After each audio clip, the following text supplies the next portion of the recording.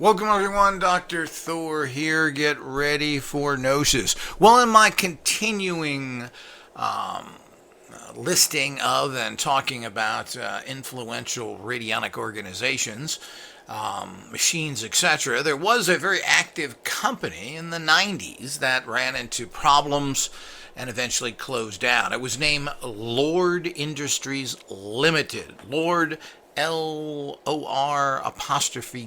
Industries. Well, I guess that means that they were Christians. I don't remember that being much of a push back then, but they were at box 14511 West Allis, Wisconsin, 53214 hyphen 0511. So they were very active. They had a catalog out there.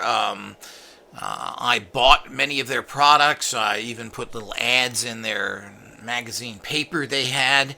And they had some very good devices. They ran into problems. I think there was some sort of divorce happened and they were unable to keep things going. I know I ordered a machine from them and it took about 8 months to get because of the problems they were going under. And it didn't come complete. There were certain few things missing. But it was well constructed in kind of a suitcase device. It was, I think it had 10 dials in a circle. And this was common way they made things. And of course, that it was a design, I believe, that was talked about in old radionic books. I think Tansley or maybe even Delaware had a machine like that, but you actually had the dials in a circle, which is interesting energetically. They sold ELF generators, extra low frequency generators. They had different models. And I think there is an old catalog of theirs that we may be offering online for people that want to look through their items.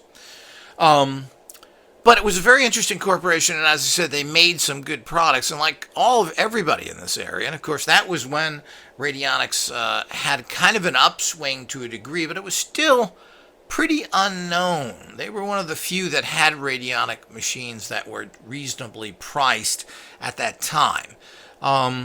So there were people that started using theirs, and there wasn't too many other manufacturers. They did use tunable capacitors as well, so they were made pretty good, and they were quite nice little machines. I had, as I said, I had several of theirs in the past, and I have used them, but I haven't. I don't have them at present time. Anything made by them, I'm always looking for that. They pop up occasionally here and there, but this is certainly a company to note, and someone that should be recognized for exactly what they did and what they were known for. And it's, as usual, you know, these markets are tiny. People go through problems in their lives and then they're unable to sustain it because they just don't have that much business. And now it's even worse because you have to make so much money now that it's virtually impossible for anybody to do anything kind of part-time. You can supplement your income, I guess, if you want to take the extra time out, but it is something that is very difficult to make any kind of money with,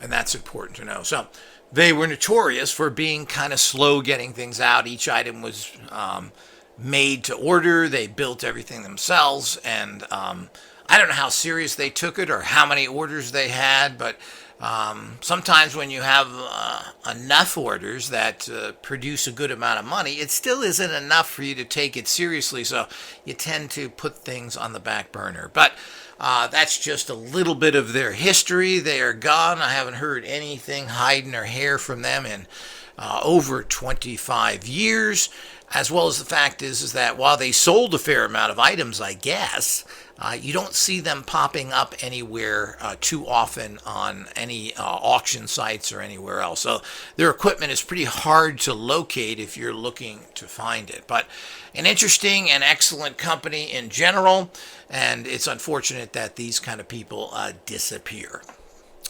Until next time.